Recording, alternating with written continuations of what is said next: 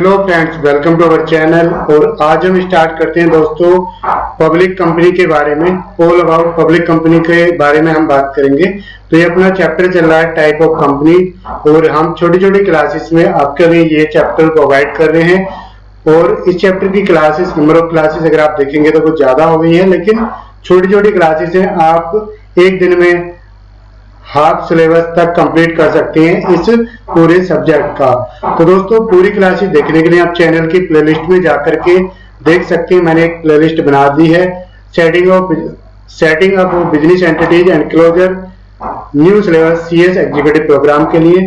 तो प्लेलिस्ट में जाकर के जरूर चेक कर लें। तो भी स्टार्ट करते हैं हम लोग आगे। और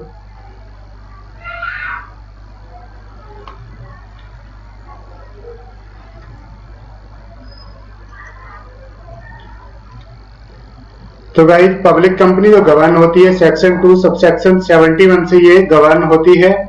और public company means a company which is not a private company and has minimum paid up share capital as may be prescribed. दोस्तों जब 2015 में अमेंडमेंट आई थी कंपनी एक्ट 2013 में, तो इनकी जो मिनिमम पेड अप कैपिटल की लिमिट थी वो रिमूव कर दी गई थी। यानी 2015 के अमेंडमेंट से पहले प्राइवेट लिमिटेड कंपनी में 1 लाख रुपए की मिनिमम कैपिटल की रिक्वायरमेंट थी, वही प्राइवेट लिमिटेड कंपनी में 5 लाख रुपए की मिनिमम कैपिटल की रिक्वायरमेंट थी, जो कि अब रिमूव कर दी गई है। अब इसमें कोई भी मिनिमम कैपिटल की रिक्वायरमेंट नहीं है।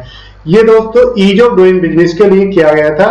बिकॉज पहले अगर कोई पर्सन पब्लिक लिमिटेड कंपनी बनाने की सोच रहा है तो उसे 5 लाख की कम से कम अपनी कैपिटल रखनी होती थी। और 2015 के टाइम पे जो है हमारा वो भी नहीं था कि रजिस्ट्रेशन फीस भी लगती थी कंपनी रजिस्टर करने में। तो एक कंपनी बनाने में 5 लाख की 10 से 12 हजार रुपए की सिर्फ गवर्नमेंट फीस यहाँ पर लग जाती थी।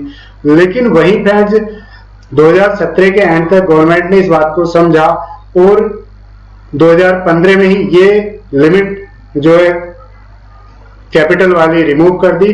और 2017 के एंड में इन्होंने रजिस्ट्रेशन फीस को कंपनी रजिस्टर करते टाइम उसको रिमूव कर दिया।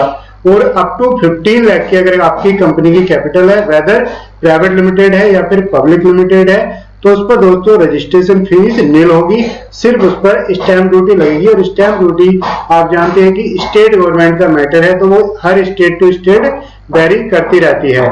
तो अब पब्लिक कंपनी का मतलब क्या है? Means a company which is not a private company. एक ऐसी कंपनी जो क्या है भैया, प्राइवेट कंपनी नहीं है। And has a minimum paid up share capital as may be prescribe. तो अभी कोई भी इनके ऊपर कैपिटल प्रिस्क्राइब नहीं की गई है।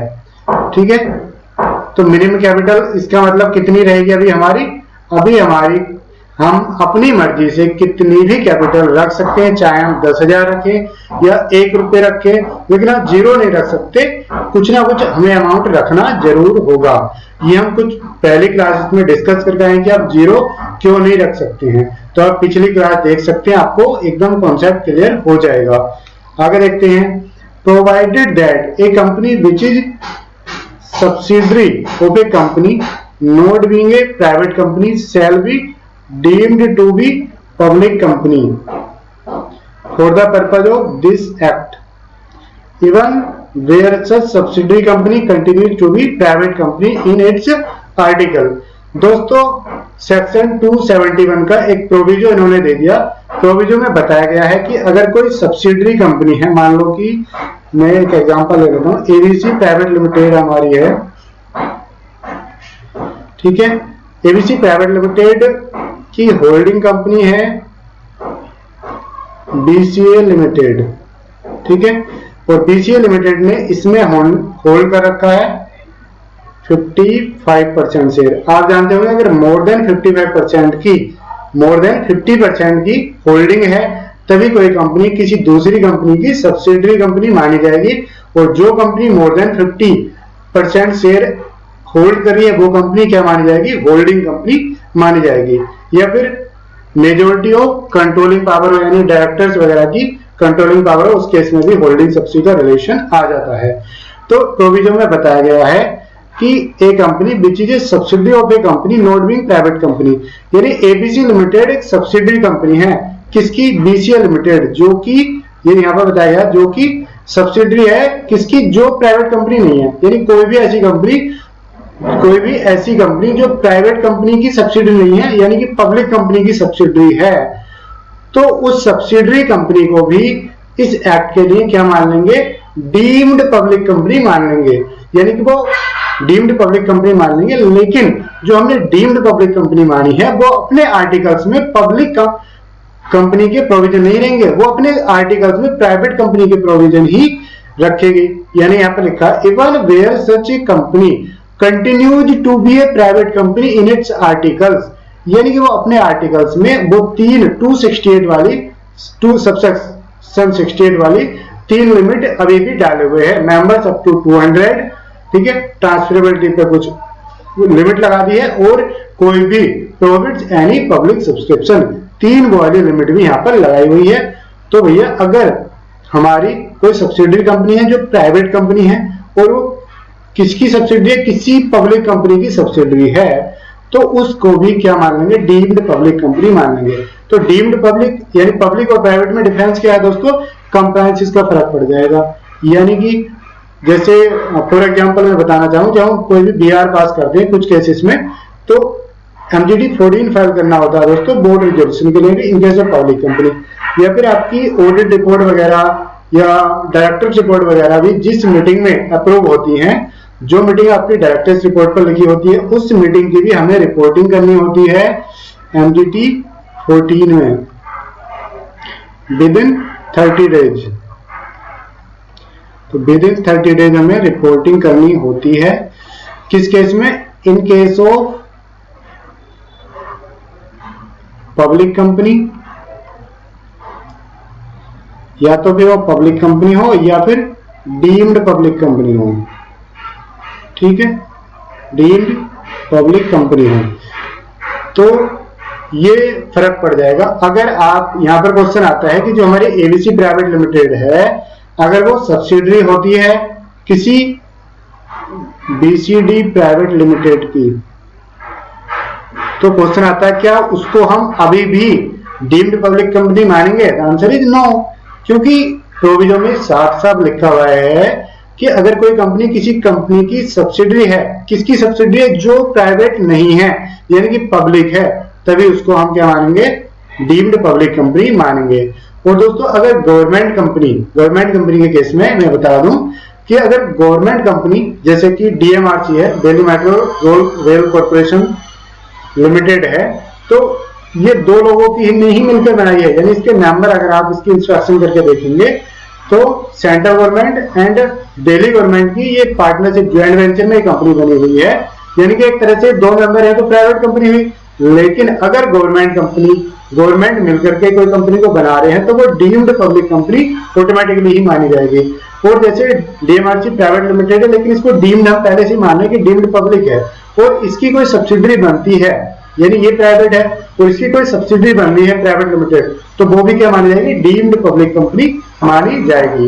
तो आगे देख लेते हैं फ्रेंड्स, और इसको हम रिमूव कर देते हैं। As per section 3(1) a public company may be formed by any lawful purpose, किसी भी लीगल बिजनेस के लिए कर सकते हैं, बाय 7 और मोर पर्सन, 7 या उससे ज्यादा लोग मिलकर के कंपनी को बना सकते हैं, बाय सब्सक्राइबिंग देयर नेम और हिज नेम टू मेमोरेंडम। तो मेमोरेंडम में अपने नाम साइन करके वो कोई 7 या 7 से ज्यादा लोग मिलकर के बना सकते हैं पब्लिक कंपनी को। कहाँ लिखा हुआ है, सेक्शन 3(1) ऑफ कंपनी एक्ट में ये बात लिखी हुई है गाइस, ठीक है।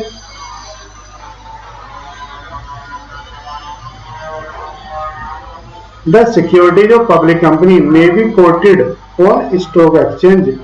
The number of members is not limited to 200. दोस्तों अगर आपकी कोई कंपनी है और आप उसे स्टॉक एक्सचेंज पे रजिस्टर कराना चाहते हैं, तो ये एक प्री रिक्विजिट है कि आप उसको पहले पब्लिक लिमिटेड में कन्वर्ट करेंगे, अगर वो पब्लिक लिमिटेड प्रेजेंट में नहीं है। अगर वो प्राइवेट है तो पब्लिक में कन्वर्ट कराने के बाद ही आप IPO के लिए अप्लाई कर सकते हैं। जो भी प्रोविजन है IPO की कंडीशन से वो सेटिस्फाई करने के बाद कर सकते हैं अप्लाई। तो दोस्तों यहाँ पर अगर हम लिस्टेड नहीं भी कराते हैं फिर भी हमारी पब्लिक लिमिटेड कंपनी के केस में नंबर ऑफ मेंबर्स की कोई लिमिट नहीं है, यानी कि नंबर ऑफ मेंबर्स हमारे, ये कह रहा है number of members is not limited to 200। यहाँ पर प्राइवेट लिमिटेड कंपनी के केस में 200 मेंबर्स की ही लिमिट नहीं है। कुछ और प्रोविजन देखते हैं पब्लिक कंपनी के। As per section 58 subsection 2 the securities और other interest in public company shall be freely transferable.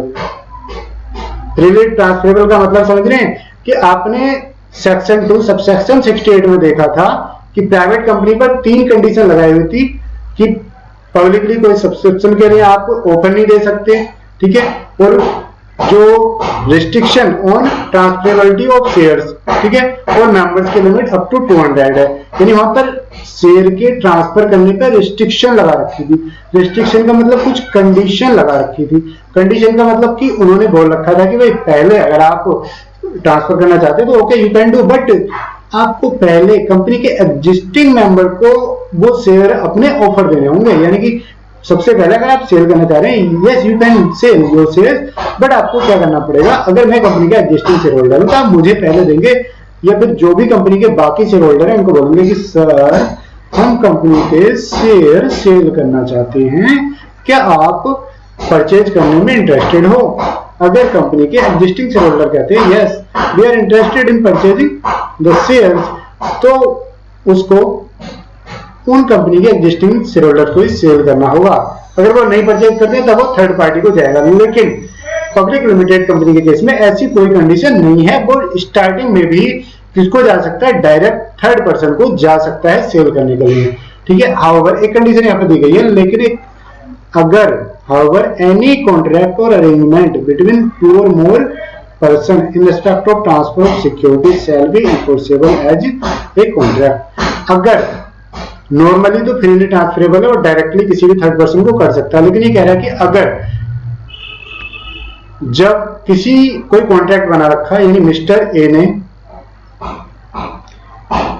Mister A share holder था एबीसी लिमिटेड का, यानी पब्लिक कंपनी का, मिस्टर ए ने अपने शेयर ट्रांसफर कर दिए मिस्टर बी को, और इसने इसके साथ एक कॉन्ट्रैक्ट कर लिया, ठीक है।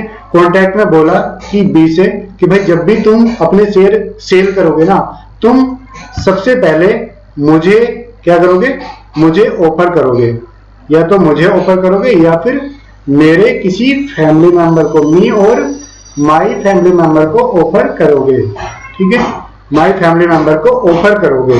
तो क्या क्या बना लिया, कॉन्ट्रैक्ट बना लिया। अगर बी सेल करने चाहता है तो उसे इस कॉन्ट्रैक्ट के अकॉर्डिंग ही करना पड़ेगा। अगर वो इस कॉन्ट्रैक्ट के अकॉर्डिंग नहीं करता है तो उसकी जो सेल है दोस्तों वो वैलिड नहीं होगी।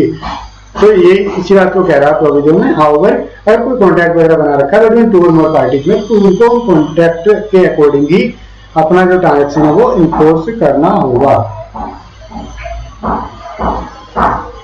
अब ट्रांसफरेबिलिटी के ऊपर ही दोस्तों हमारे एक केस आया था, western Maharashtra development, WMD versus Bajaj auto limited, ठीक है। बजाज ऑटो का एक केस था, और बजाज ऑटो के केस में ये हेल्ड किया गया था, हेल्ड दैट एक्ट यानी companies act makes a clear distinction in transferability of shares relating to private and public company. इस केस में डिसाइड किया गया कि भाई एक्ट क्लियरली बोल रहा है, कंपनी एक्ट क्लियरली बोल रहा है कि शेयर ट्रांसफर करना इन case of private and public company बिल्कुल अलग अलग है। क्लियर बता रखा, क्लियर डिफरेंस बता रखा है अपने, तो इसमें कंफ्यूजन वाली कोई बात ही नहीं। क्लियर जब बता रखा है तो अपने आगे बताया गया by the definition of private company. Private company की डेफिनेशन में मैं बात कर चुका हूं, सेक्शन 2 सबसेक्शन 68 चिल्ला कर कहता है restrict the right of transfer of shares. Restriction किसमें है कि आप सबसे पहले किसको ऑफर करोगे, एग्जिस्टिंग शेयर होल्डर को ऑफर करोगे। In case of public company the act provides that shares और debenture and any interest in public company shall be freely transferable. लेकिन वही पब्लिक कंपनी की डेफिनेशन पब्लिक कंपनी के case में act कहता है कि भाई ऐसी कोई कंडीशन नहीं है, आप फ्रीली किसी को भी ट्रांसफर कर सकते हो थर्ड पार्टी को, क्योंकि पब्लिक कंपनी का मतलब ये है पब्लिकली बिजनेस करना, पब्लिकली इन्वेस्टमेंट लेना और पब्लिक का इंटरेस्ट दाव पर लगा होना। तो इसमें ऐसी कोई बात थी ही नहीं। तो गाइज आप आई होप समझ गए होंगे, और वीडियो आपको कैसी लग रही है ये मुझे कमेंट करके जरूर बताते रहे हैं, क्योंकि आगे आने वाले टाइम में हम और अच्छी क्लासेस आपके लिए प्रोवाइड करेंगे, और एग्जीक्यूटिव के लिए सारे के सारे सब्जेक्ट के लिए हम क्लासेस प्रोवाइड करने के लिए प्लान कर रहे हैं। मैं और मेरे साथ कुछ और लोग भी मिलकर के आपको क्लास प्रोवाइड कर सकते हैं। आगे देखते हैं, कैरेक्टरिस्टिक्स देखते हैं हम एक प्राइवेट लिमिटेड कंपनी की। तो बोर्ड ऑफ डायरेक्टर दोस्तों इन case of private limited company कितने होंगे, मिनिमम 3 एंड मैक्सिमम कितने हो सकते हैं, 15 हो सकती हैं।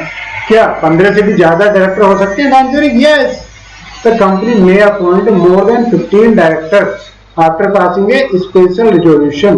स्पेशल रिजोल्यूशन क्या होता है कि आपको एक अपनी जनरल मीटिंग, चाहे वो एजीएम हो या फिर एक्स्ट्रा ऑर्डिनरी जनरल मीटिंग हो, उसमें जितने भी लोग प्रेजेंट होंगे 75+% लोगों की कंसेंट लेनी होगी, यानी 75% या उससे ज्यादा की हमारे पास कंसेंट आ जाती है तो हमारा रेजोल्यूशन क्या हो जाएगा, स्पेशल रेजोल्यूशन हो जाएगा। ये आप डिटेल में कंपनी लॉ वाले पेपर में भी पढ़ के आए होंगे।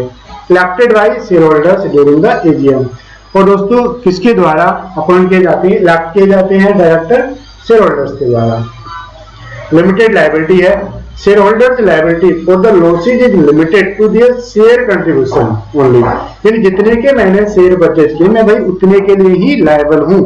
तो ये क्या करता है, दिस मेक्स, यानी ये लिमिटेड लायबिलिटी वाला प्रोविजन क्या करता है, this makes a separate legal identity. यानी कंपनी अलग है, मैं अलग हूं, मैं उसमें कौन, उसका शेयर होल्डर हूं, तो मैं अलग हूं, मैं कंपनी अलग है। कंपनी क्या है, लीगल पर्सन है, कंपनी का अलग एक अस्तित्व है, एग्जिस्टेंस है, और मेरा एक अलग है। कॉन्स्टिट्यूशन ऑफ इंडिया में भी कंपनी को एक अलग कॉर्पोरेट पर्सन की डेफिनेशन में शामिल किया गया है। Can be sued on it's name and not involve its share holder. अगर कोई कंपनी पर केस करना चाहे तो जरूरी नहीं है कि कंपनी के शेयर होल्डर या डायरेक्टर के नाम पर ही करे। कंपनी एक अलग से एक लीगल पर्सन है तो वो कंपनी के नाम पर भी स्यू, केस फाइल, स्यू का मतलब होता है केस फाइल करना, कंपनी भी कर सकती है किसी और के नाम पे, और कंपनी के नाम पर भी कोई और पर्सन कर सकता है। The company does not belong to any person since one person can only own part of it. ये कह रहा है कि कंपनी किसी एक पर्सन से बिलोंग नहीं करती है, because one person can only own A part of it. यानी एक छोटे से पार्ट की मेंबरशिप ले सकता है, या फिर बड़े की भी होगी तो भाई कम से कम पब्लिक के केस में 7 मेंबर तो होंगे। ठीक है, तो किसी एक पर्सन से तो कंपनी रिलेट ही नहीं करती है। नंबर ऑफ मेंबर्स की बात की गई है तो मिनिमम 7 होंगे, और मैक्सिमम की बात करें तो यहाँ पर कोई लिमिट नहीं, कितने भी हो सकते हैं गाइस।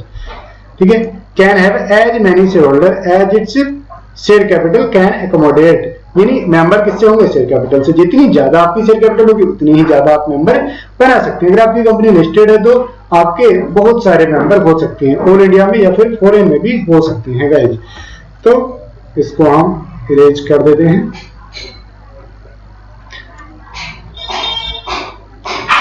कैरेक्टरिस्टिक्स में हम और देख रहे हैं दोस्तों एग्जीक्यूटिव लेवल पर ये क्वेश्चन काफी इंपॉर्टेंट बन जाता है कि प्राइवेट लिमिटेड कंपनी की कैरेक्टरिस्टिक्स क्या है, पब्लिक लिमिटेड की क्या है, या फिर आपसे कोई केस पूछ लेगा। और ज्यादातर क्वेश्चन तो कंपनी लॉ और एसबीसी में इनडायरेक्ट फॉर्म में ही आते हैं, यानी केस बेस्ड फॉर्म में ही आते हैं। तो आपको केस की थोड़ा फैक्ट लिखने के बाद में आपको लीगल प्रोविजन उसके लिख देने होते हैं। यानी आपको जो केस स्टडी अटेंड करनी है, मैं वैसे भी एक क्लास एग्जाम टाइम पे बना दूंगा। सबसे पहले फैक्ट ऑफ द केस लिखना है, उसके बाद में लॉ लिखना है, और उसके बाद में कंक्लूजन आपको लिख देना है। ठीक है, तो कंक्लूजन में लिखना है कि as per the fact of the case law is this and the final conclusion will be this. ठीक है, इस तरीके से हमें कर देना है। तो ट्रांसफरेबल की बात होगी, फ्रीली ट्रांसफरेबल है between its member and people trading stock exchange. कोई दिक्कत नहीं। लाइफ स्पैन दोस्तों, क्या कंपनी जो है या बिजनेस जो है अपने किसी एक शेयर होल्डर की डेथ से, by the death of one of its share holder affect करती है? नहीं। क्यों अफेक्ट नहीं करती? क्योंकि जो भी शेयर होल्डर के पास शेयर्स हैं वो उसके लीगल रिप्रेजेंटेटिव को लीगल हेयर को ट्रांसफर कर दिए जाएंगे, और बिजनेस एज यूजुअल चलता रहेगा। फाइनेंशियल प्राइवेसी की बात करें तो स्ट्रिक्टली रेगुलेटेड एंड रिक्वायर्ड। ये क्या है, प्राइवेट कंपनी क्या है, स्ट्रिक्टली रेगुलेटेड है by the laws and required to publish their complete financial statement annually. ठीक है, और अगर हमारी कंपनी लिस्टेड है तो उसको और भी ज्यादा कंप्लायंसेस एलओडीआर 2015 के अंदर भी करने होते हैं और कुछ कंप्लायंसेस आईसीडीआर के अंदर भी करने होती हैं। एंश्योर्स यानी कौन एंश्योर करता है, जो हमें पब्लिश करने होते हैं अपने फाइनेंशियल स्टेटमेंट, एंश्योर करते हैं यानी कि हमें श्योर बना देते हैं that they reveal their true financial position to their owners so that they can determine their true worth of its shares. Capital की बात करें तो enjoy an increased ability to raise capital since they can issue shares to the public समझ लो through stock exchange भी कर सकते हैं और वैसे भी कर सकते हैं। ठीक है, प्राइवेट प्लेसमेंट के थ्रू भी कर सकते हैं। Can also raise additional capital by issuing debenture और स्टॉक के थ्रू भी हम शेयर इश्यू कर सकते हैं अपने कंपनी के। Okay guys, incorporation of public company की हम बात करते हैं दोस्तों। पहले उसकी कुछ स्टेचुअरी कंप्लायंसेस की हम बात करेंगे। तो जैसे कि हम कोई कंपनी बनाना जा रहे हैं तो प्रोसेस तो सेम है जो हमने लास्ट क्लासेस में बात करा था। Process of incorporation of private limited company वही सेम प्रोसेस है इन case of public limited company, लेकिन आप कुछ बातों का हमें ध्यान रखना पड़ेगा इन case of public limited company. जैसे कि बात नंबर 1 है, बात नंबर 1 है कि मिनिमम शेयर होल्डर कितने होंगे, 7 होंगे गाइज, और मिनिमम डायरेक्टर कितने होंगे गाइज, 3 होंगे। ठीक है, और आगे देखते हैं have to comply with all the laws, यानी हमें सभी लॉज को कंप्लाई करना पड़ेगा, rules and regulation as applicable included but not limited to the company act, FEMA, shop and establishment act, income tax act, failing to which may result to heavy penalty. यानी जब हम company को register कर रहे हैं तो हमें इन एक्ट का भी ध्यान रखना पड़ेगा। इन एक्ट का ध्यान कब रखेंगे, आप बोलेंगे सर फेमा का तो ध्यान रखना ही नहीं पड़ता, सोप एंड एस्टेब्लिशमेंट का तो ध्यान हमें रखना ही पड़ता, इनकम टैक्स का तो कोई नहीं पड़ता है। भाई पड़ता है। अगर आपकी कंपनी जो है रजिस्टर होती है और आपकी कंपनी के जो मेंबर्स हैं एक से ज्यादा फॉरेनर है, ठीक है, तो हमें एफसीजीपीआर फॉर्म फाइल करके आरबीआई को भी रिपोर्टेड करना पड़ता है। वो किसके अंदर आता है, फेमा के अंदर आता है। या फिर हमारी कंपनी की जो एक्टिविटी हैं वो नॉन बैंकिंग फाइनेंशियल कंपनी की है तो उस केस में भी फेमा की कुछ कंडीशन हमारे कंपनी में आ जाती हैं, यानी कि जो हम मेमोरेंडम और आर्टिकल से ड्राफ्ट करेंगे वो हम किसके अकॉर्डिंग करेंगे, फेमा को भी ध्यान में रखकर करेंगे। सोप एंड एस्टेब्लिशमेंट एक्ट को भी हमें ध्यान में रखना पड़ेगा, इनकम टैक्स एक्ट को भी ध्यान में रखना पड़ेगा। No ceiling on the maximum number of members की कोई पब्लिक कंपनी के केस में लिमिट है ही नहीं है। Can invite the general public for subscribing shares of the company, general public को हम अपने शेयर भी इशू कर सकते हैं। Share of public company can be listed on recognised stock exchange traded publicly, और कंपनी चाहे तो अपने शेयर को एक स्टॉक एक्सचेंज पर रजिस्टर कर सकती है। अगर हम दोस्तों स्टेप्स की बात करें कि इनकॉर्पोरेशन के क्या स्टेप्स हैं, the incorporation procedure for public company is क्या है, similar to the private company, यानी जो प्रोसीजर प्राइवेट कंपनी को रजिस्टर करने का था, कोई प्रोसीजर किसको रजिस्टर करने का है, पब्लिक लिमिटेड कंपनी को। सिर्फ हमें कुछ कंडीशन याद रखनी है, कुछ कंप्लायंसेस याद रखनी है। कौन से थे, जो अभी हमने ये वाले कंप्लायंसेस थे उनको ध्यान में रखना है, तभी हमें ये करना है गाइज। ठीक है, हाउएवर में लिखना है क्या है, however ensure that comply with the minimum requirement of members, यानी भाई प्रोसीजर तो सेम है लेकिन मेंबर की जो मिनिमम रिक्वायरमेंट है कितनी है, मिनिमम 7 है, डायरेक्टर की कितनी है, 3 है, वो हमें ध्यान में रखनी है, उसको कंप्लाई करना है। And articles and memorandums are draft as per the requirement of the act, यानी आर्टिकल और मेमोरेंडम हमें किसके अकॉर्डिंग ड्राफ्ट करने हैं, बनाने हैं, जैसे पब्लिक कंपनी के बनते हैं, यानी कि उसमें 3 कंडीशन नहीं होनी चाहिए। ठीक है, और मेंबर कितने होने चाहिए, 7 होने चाहिए, डायरेक्टर कितने होने चाहिए, 3 होने चाहिए गाइस। ठीक है, और नेम जो है पब्लिक लिमिटेड कंपनी का name shall suffix by the word limited. Private limited के केस में क्या लगाते हैं, एबीसी प्राइवेट लिमिटेड, लिमिटेड के केस में क्या बनाएंगे, ABC limited, Jaivinder Singh limited, Jaivinder Singh private limited. ठीक है,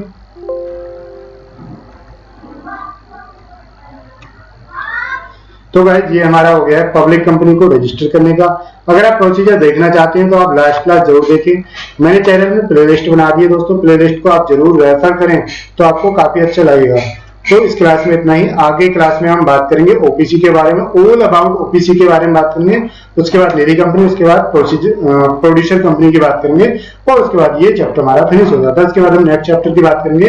दोस्तों हम अब प्लान कर रहे हैं कि हम आपका जो एफएसएम है, फाइनेंशियल मैनेजमेंट और स्ट्रेटेजिक मैनेजमेंट है, उसकी भी क्लास हम जल्दी स्टार्ट करने वाले हैं। तो चैनल पर बने रहिएगा, चैनल पर नहीं तो सब्सक्राइब जरूर कर लीजिएगा।